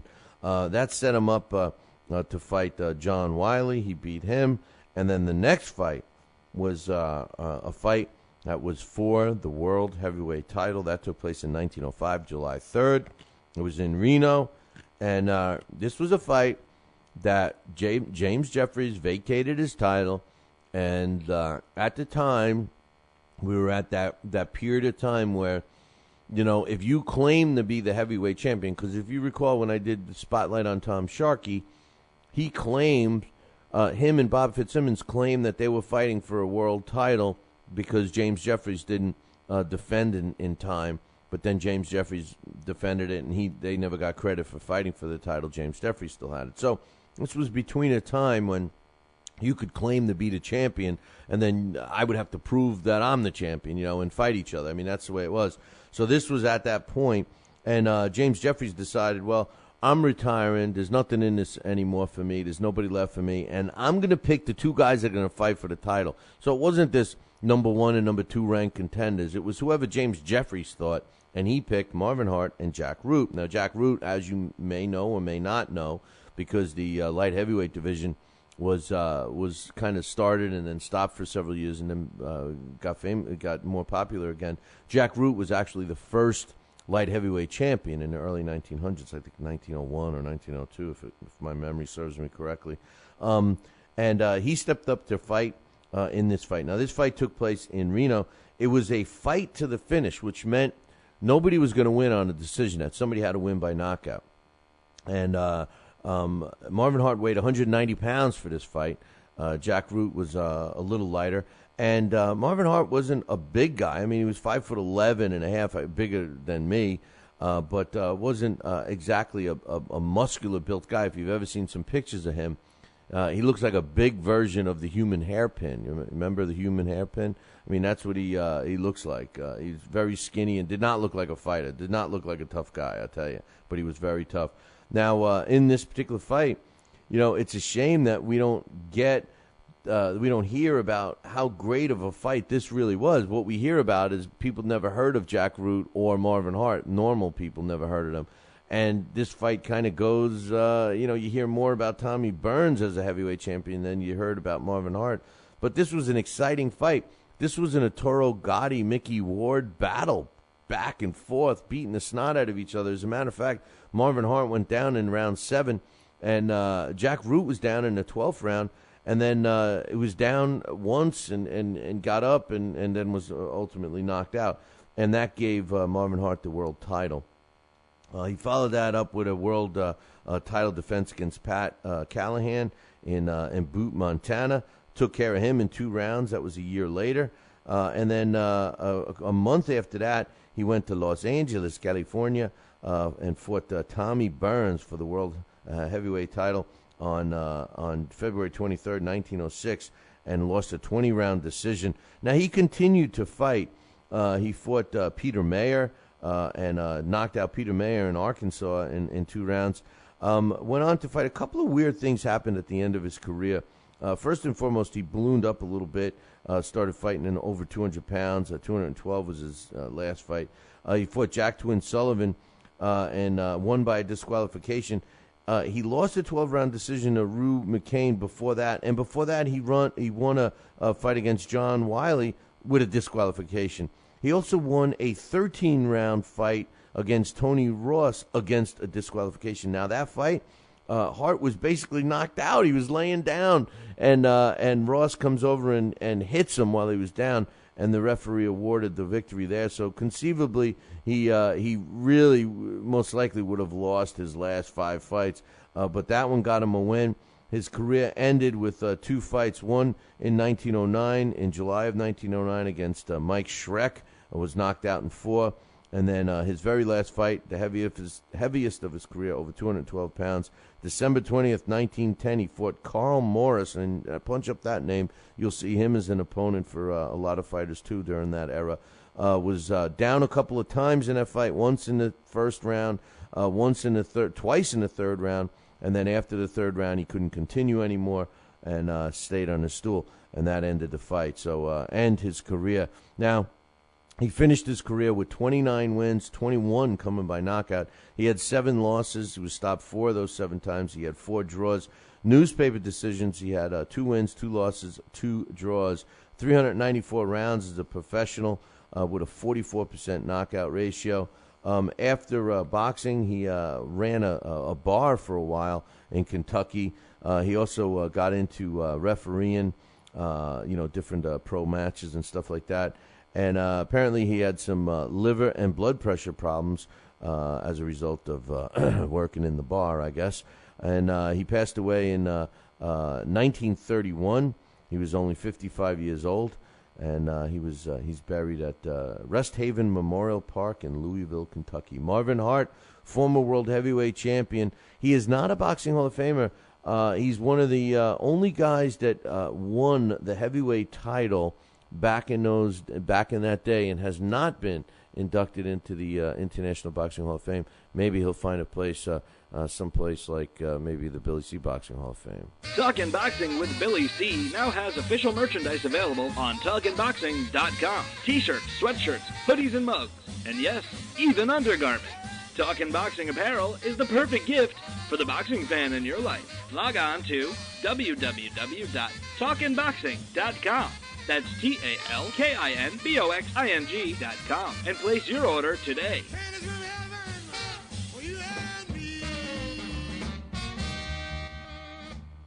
Join us here for 2 hours as Billy and the gang do what they do best. Every time I start talking about boxing, a white man got to pull Rocky Marciano out their ass. Rocky Marciano was good, but compared to Joe Louis, Rocky Marciano ain't... Beat Joe Louis's ass. Joe Louis was 75 years old when he fought. Huh? What? We're supposed to be talking boxing. It's Talking Boxing with Billy C. As Billy C. sits here in the multi-million-dollar Talkin' Boxing Studios, sipping a fine wine before you're even out of bed, you should be thinking, damn, I wish I had a mustache like his. It's the Talkin' Boxing with Billy C. show. He's Billy C., and you're not. Sucks to be you. Now let's dig into our archives and hear a rare interview when Billy C. first became the champion of boxing talk radio. Hello, Billy C. As the new champ, can we ask you a few questions? Why, certainly. Okay, your fans would like to know how you and your corner have successfully walloped the competition. We're not ordinary people. We're morons. Anything else? I'm a victim of circumstance. Did your success finally come when you made the show 5 days a week for 2 hours? What do you think? I'm trying to think, but nothing happens. Now, please tell the listeners what you've learned from making it this far. Certainly. If at first you don't succeed, keep on sucking till you do succeed. Great words of wisdom, Billy C. Keep up the great work as the undisputed People's Champion with your show, Talkin' Boxing with Billy C. Any last words to anyone who's listening? This is your fault, you bonehead.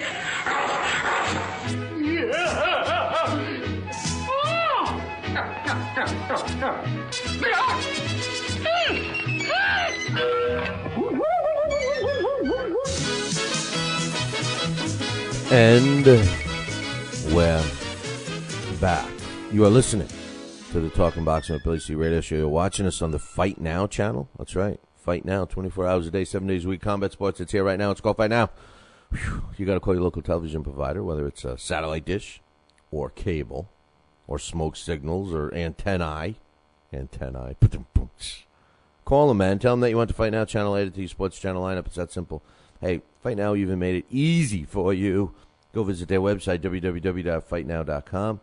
Click the image of the United States of America. Then click the state you live in. I'm sure you can figure out which one it is. Come on, you didn't skip school that day, did you? Pick out that state. You'll find it. And then Fight Now lists all the television providers for your state. Pick the one that you pay your bill to. Give them a call and tell them you want Fight Now right now. Don't forget, every night is Fight Night on Fight Now, 10 p.m. Eastern. Check out their website for all the info, www.fightnow.com. Dave Murphy in the chat room says, if it wasn't for the fighters in the welterweight divisions and below, boxing would be in trouble. Little guys are carrying the load.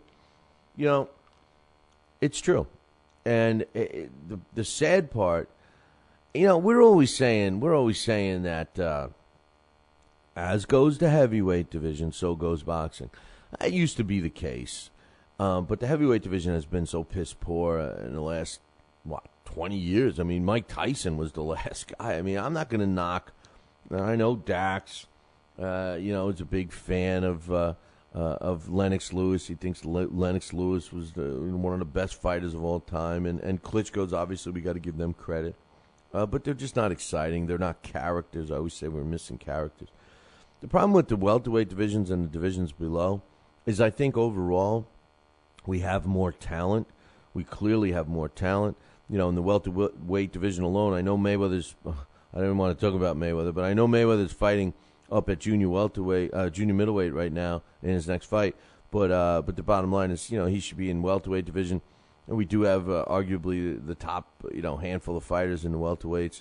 I think more people are interested in the lower weights because they're more exciting fights. So I would agree. I would agree with Murphy there. I also think that boxing, not only are the smaller weight classes carrying on its back, but so is England and so is Canada. With all the fights that we're getting there. We got Coach says, Coach wanted to know if I was going to a fight card that's taking place in Poughkeepsie, and that would be a negative. No. I don't like those guys, man. I think that those guys in Poughkeepsie, the guy that does that show, is a clown. I think that the matches are terrible. I've never seen them put on one really good show. I'm surprised the New York State Athletic Commission let some of the fights go. There's a couple of fighters on that card that are real frauds. I know one personally that still owes me money, but he's a fraud anyway, whether he owed me money or not. But the bottom line is, I wouldn't go. No, not me. I wouldn't buy a ticket there. And besides, that's the one I heard Snooki's team is involved. I figured if I had a shot at Snooki, but apparently somebody else already took a couple of shots, and she's whatever. But no, I wouldn't go there. And I think that those that's a nice impromptu don't go. That's a don't go. I wouldn't go. Now, Dax is probably going to be covering that fight for us, but I don't go. I'm just chiming in on some of the chat stuff going on right now. Let's see. There's Dave Murphy says there's nothing really happening this week in boxing. There's not. There's a couple of fights that we're going to be breaking down later in the week. I don't even know where our challenge is at, but we got Edgar Socha against Wilbert Unicab. That's not a bad fight in a flyweight division. I am going to be breaking down a flyweight division later in the week. Ronnie Rios against Guillermo Sanchez. Now, I know Guillermo Sanchez. He's not a bad fighter, but, he's stepping up to fight Ronnie Rios, that's for sure. And Ronnie Rios is no killer. Vic Darchinyan against Shinuki Yakamaka is probably one of the most interesting fights this weekend. And Makilo says he can't wait to see James Toney and Bobby Gunn fight. No, I'm kidding. He didn't say that. But that fight's happening this weekend too. So we'll see what's going on there. But that's kind of a joke for me, that fight, Bobby Gunn and James Toney. James Toney is a guy that won't say no, won't let it go. Who's gonna watch that fight? I just want to know who's gonna watch that fight. I want to know who's gonna watch that fight on a holiday weekend on a guy. I mean, even if you like James Toney's best days was when he was with when he was with Jackie Callan, and he was a super middleweight. Middleweight. That's when he was good. Right now, he still displays great defensive skill. He's got a granite chin, but he is a boring fighter to watch these days. And just goes in there. He's like Rockman, man. They're like one and the same, But anyway, and as far as Bobby Gunn goes, listen, I'm friends with him. He's a great kid. He really is, and he means well. But every time he stepped up to that next level of competition, he has not fared well.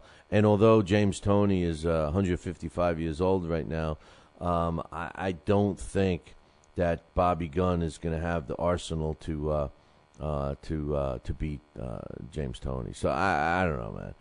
And I honestly thought that Bobby Gunn had a good little thing going with the bare knuckle thing. I am not sure what the logistics and the legalities are with that, but it's no different than MMA, except you don't kick. So. Anyway, we were talking yesterday about a fight that's coming near where we are right now in Albany, New York. It's taking place May 18th. It's going to be an ESPN show, and it's going to be Raymond Serrano against Kareem Mayfield. Now, these are two fighters that are kind of at the same point, and we were talking about it yesterday. We're going to have their fight poster up on BillyCBoxing.com so you can get tickets for that event. Hopefully, you guys will come on up to Albany and watch that one.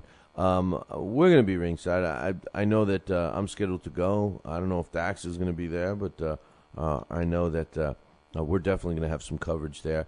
We also do the Friday Night Fights thing at the Halftime Bar and Grill. So we may be bringing a bunch of people from there down and do it at the venue. So it ought to be a good time.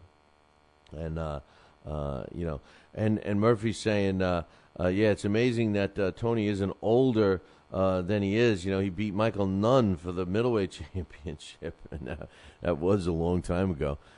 Considering Michael Nunn is in the Hall of Fame now, isn't he? Didn't he get in the Hall of Fame like a couple of years ago? He's right. He's got to be 43, 44 years old, right? James Toney. I don't have his stuff in front of me, but he's got to be that old. But anyway, speaking of old guys, how about no, not me. Speak about another old guy. How about Bronco McCart? He's going to be defending that. Makilo. Makilo. Is that how you say it? Makilo? Did I just stumble across it? Yeah, 43. That's what I thought James Toney was. Makilo says he wants to see James Toney against David Hay, and then he says, "Aha, he better be." He better be laughing. I don't know about these Filipinos, I thought Michael Nunn was in the Hall of Fame. Makilo. He's correcting me. I just want him to hook me up with a nice Filipino woman. That's all. But Bronco McCart, world middleweight champion. Yeah. Well, if you put any value on the UBO. The Universal Boxing Organization. They used to have a UBO called the United Boxing Organization. I don't know what happened to them, but Bronco McCart is their world champion in the middleweight division. He's got a record of 59 wins, 9 losses, and a draw. 32 of his W's come by knockout. He's making a world title defense in Toledo, Ohio, on April 28th. He's taking on Jose Stinger Medina. Now, Medina. He's got a record of 17 wins, 9 losses, and a draw. Now, here's the thing about Medina. Medina beat Isaac Rodriguez. Now, Isaac Rodriguez is a guy that, wasn't – this guy was in line to get a shot. All he had to do was win, and he loses to Medina. And Medina used that win, and I think he's won his last six fights in a row or something like that. This is, I laugh at titles today because we were talking about how diluted the champions are today. I mean, here's a guy, and I don't even count the UBO, and when I'm talking about world champions, I don't even count them in my mix. But it is a world belt, and it's worth something to somebody. But here's the problem. If you want to gain some notoriety, if you want to gain some juice, if you want people to respect your belt and put it up there, maybe you need to start off with, ordering fights that put two upper echelon fighters against each other to fight for your world belt. Now, I understand it's a new organization. It's only a couple of years old, if that. And the UBO just needs champions right now. It needs people to pay their sanctioning fee so that they can move on.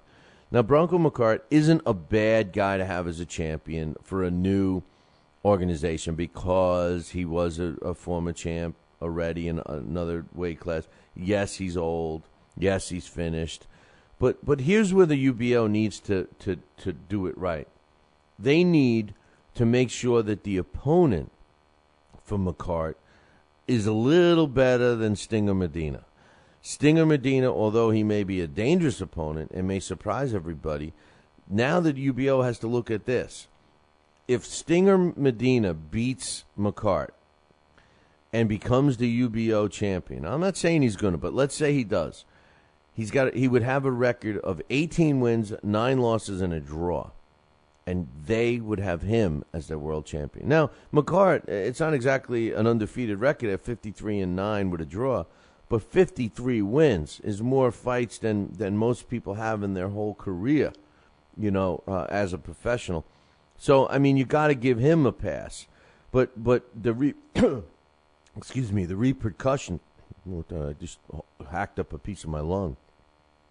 The repercussions of having such a non-impressive looking record on a fighter that you're letting fight for your world title and keeping in the back of your mind, there is a chance he's going to win. I mean that's the other thing. You can't approve fights that are so one-sided. How do you get credibility as an organization by doing this? But anyway, we'll have to wait and see. Mike Weaver, I thought had a little better record than that. You better check on that one. But he wasn't exactly a world beater when he won the title, and he didn't hold it on long anyway. And that was during a very weak, Maculo says there's a lot of Filipino waiting right in the office.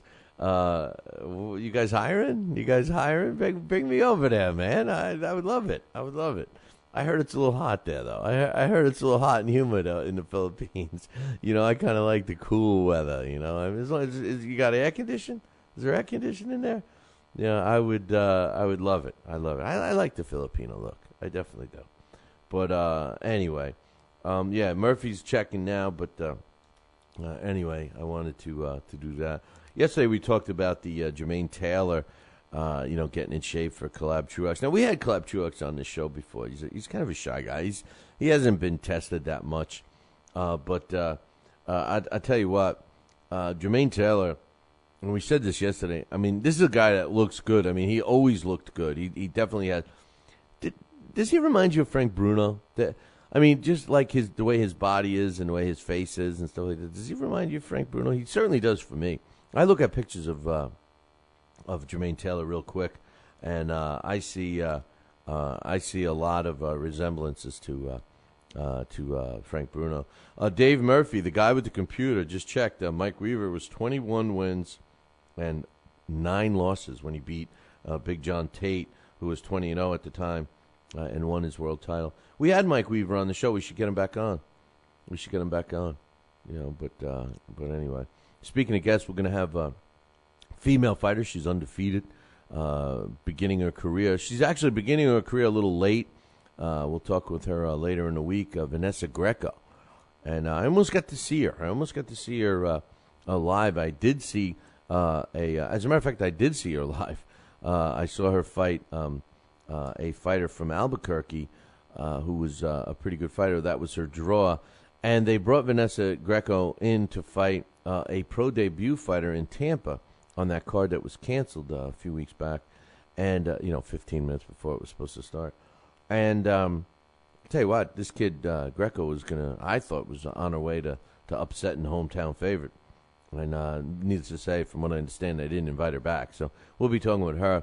And as you know, female boxing is starting to pick up a little steam. The problem is that they're not picking up bigger paychecks. And I think that the problem isn't the fans. Although we don't have a lot of fans that love them, love watching female fights. I think if before they ever saw a female fight, if you asked them their thoughts, they would not be interested. But then ask them after they watch one, because a lot of times they're very exciting. But anyway, yeah. But you see, I'm talking to Maquilo now, and Maquilo now. Sorry, I'm just gonna call him Mac. I'm gonna call my man Mac from the Philippines. Going to the hottest club. So he must be. Mac must be a younger guy. He's like, yeah, you come on out here and we'll take you to the clubs and all that. Come on, man, you're going to hook me up with some Geritol and wheel me out to the clubs so I can drool over all the Filipino women? Come on, man. Don't any of them come to me? No. Just kidding. But, yeah, David Allen, he's not in the room. He's saying, Dave Murphy says, pretty amazing, only 50 fights between the two fighters. Wonder what the record is for combined fights for a heavyweight title matchup. For the least amount, or the most amount, but I don't know, man. I don't know. Back in the day, sometimes the fighters would fight with less fights. There was actually a heavyweight fight. James Elliott, I think, fought with maybe 6 or 7 fights as a heavyweight champion in the late 1800s. So. But anyway, getting back to Jermaine Taylor, he looks like he's in great shape. I don't know if you saw any of the workout photos. We have some up on BillyCBoxing.com, so check that out. And speaking of BillyCBoxing.com, make sure you check out the columns, man. Austin Colleen writes a great column. So does Dax Khan, and we got Amy Green's room. Yeah, it's the green room. Amy Green room. The green room. Get it? The green room? Whatever. But go read her stuff. And while you're at it, do yourself a favor, man. Set your homepage to BillyCBoxing.com. Check out the other radio shows. There are some other radio shows on there. It's under the section that says radio shows. And you could do that. The hot interviews are generally the interviews that we do here on the show. We take them out of the show and we put them there so you could just listen to the interview. Don't forget, for all the new viewers and listeners, we have a premium podcast which is available. If you like listening to the show and maybe you don't get to listen to it all the time because you can't get in front of a computer or you don't have it on a radio station near you. And I do urge you to check your local radio stations, because we are on stations throughout the United States and Canada, and sometimes they put us on weird hours. So sometimes we're on the overnight shift or something like that. So check your local radio station. And if we're not on it, we are working with 2 syndication companies, so there's a chance they can put it on it. So just ask them for it, So if you're looking to listen to us on the radio dial, a lot of people are turning to Fight Now to get us. Also, LDL TV and BillyCBoxing.com has the replay of the show every day. But you got to, play it on that day. And don't forget Max Boxing. If you're part of Max Boxing, you can check us out as well. And we also have the replay on YouTube. And YouTube has been kind of an experiment for us. Most people on YouTube don't like to watch anything more than 4 minutes, and obviously we're 2 hours. But we're slowly gathering up some fans on YouTube, whether they like us or not. They've been interacting with the show, and we seem to have a consistent number of people that are watching the shows. So we think the experiment with YouTube is working okay right now. I don't know how long it's going to be on YouTube. I got to be honest with you. With some of the other things in the works right now, the YouTube stuff may stop.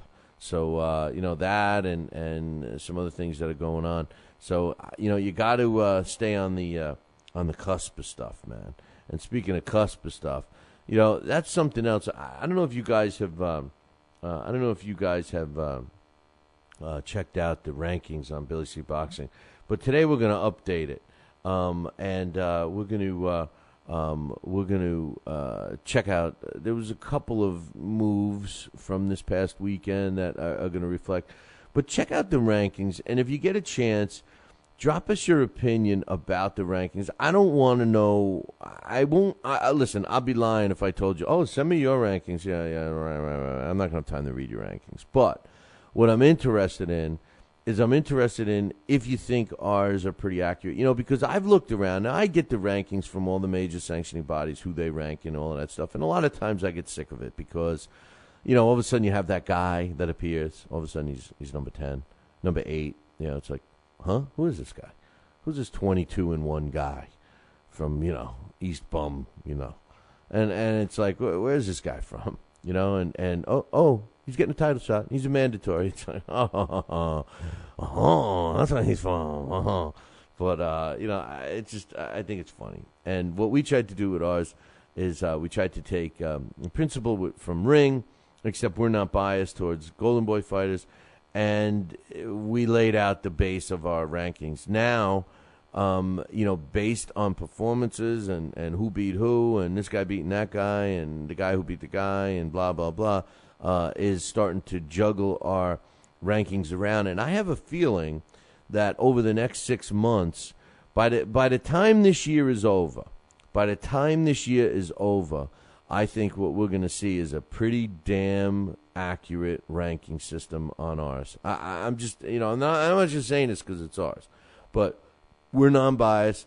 We're not paying anybody. Nobody's paying us to get into rankings. We're doing it based on performance, activity level, and who beat who. The guy who beat the guy. And when you're looking at these young kids coming up, who did they fight? How are they getting in? So what got me into this was I used the word cusp. Remember I said cusp before? Well, what you see on our rankings are only the top 10. We don't go further than that. But actually, our ranking system shows the next 5 in line. So we actually have 15 guys. And then I just incorporated the cusp. The guys on the cusp. The guys on the cusp of getting into the top 15, which is their first step of getting into the top 10. And I'm wondering, what's your thoughts? Do you think we should have one guy on the cusp? Or do you think we should go 2 guys, 5 guys? I mean, what do you think? Do you think we should be looking at some of these younger fighters? Because we don't believe in all the youth and the Ichiachi and Yuki Gugi and UBB and IBU belts and all that stuff. If you ever want to listen to a really good interview that we did, go listen to Sugar Ray Leonard. It's up under the hot interview section, and he came out with some funny stuff about the belts, man. You got to check that out. But anyway, let me know your thoughts on the rankings and what it would be. But anyway, yeah, I said that Pavlik and Jermaine Taylor. My man Mac is asking about that. Yes, Jermaine Taylor and Kelly Pavlik will happen, and it will happen this year. I predicted that when we first talked about it. And you know what, Murph? Just to tell you about YouTube, it is for watching clips, but not so much for our show. I don't know how many people really care about sitting in front of 2 hours. I think for the most part, I think our experiment with YouTube is good. But now Max got me, wondering. I tell you what, you get one of those beautiful girls to send me the plane ticket, and I'll be there, man. Because being in boxing, I'm broke. I don't have any money. They don't think I'm like rich, do they? I thought maybe they just like fat Italian guys, because that's what they get when they get me. So yeah, send me over. I'd love to come out there and spend some time. Maybe we'll do a live broadcast from the Philippines. That ought to be interesting. As long as Manny gets to come on with us. But there's only one rule, Mac. There's only one rule. Manny, we'll bring Manny on, but he's not allowed to sing. I don't want to hear for those people. I don't want to hear him. I don't want to hear him sing.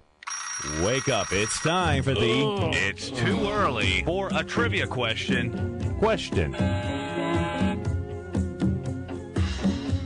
Imagine all the people. Manny Pacquiao. Our trivia question, we had a lot of wrong answers. Everybody's. I'm going to give you guys a big hint, and I promised one of the listeners guessed the name, and I'm going to tell you because it's the most commonly wrong guessed name. It is not. Maybe it is. No, it's not Kid Ted Lewis. It's not Ted Kid Lewis, I should say. Today's trivia question, we got the Evander Holyfield way. This book, courtesy of prizefightingbooks.com, is on the line for the winner who can tell me who fought the most fights between 1920 and 1929. Who fought the most fights between 1920 and 1929.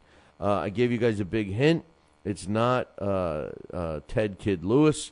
So 1920, 1929. So let me know who you think fought the most fights.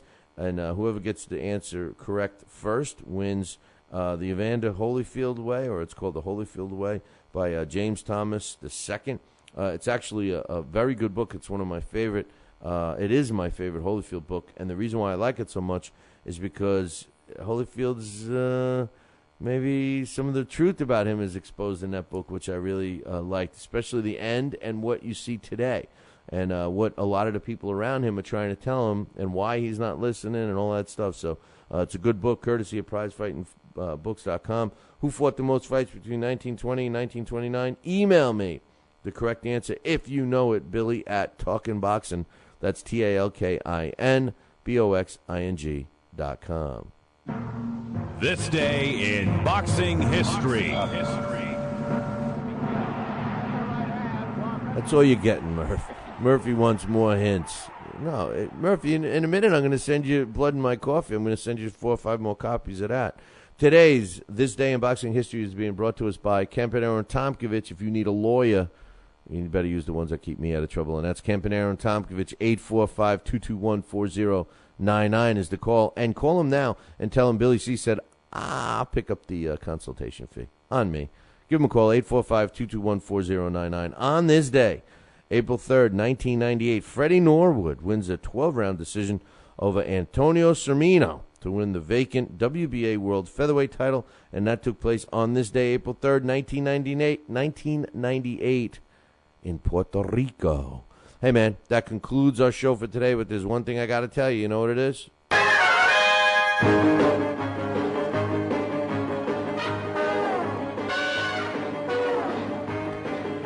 Make sure you tune in tomorrow morning, same bat time, same bat channel, the Fight Now channel. Call your local television provider right now and tell them you want the Fight Now channel added to your sports channel lineup. For all the information about the channel, you can find it on their website, www.fightnow.com. See you all tomorrow. Ciao, baby.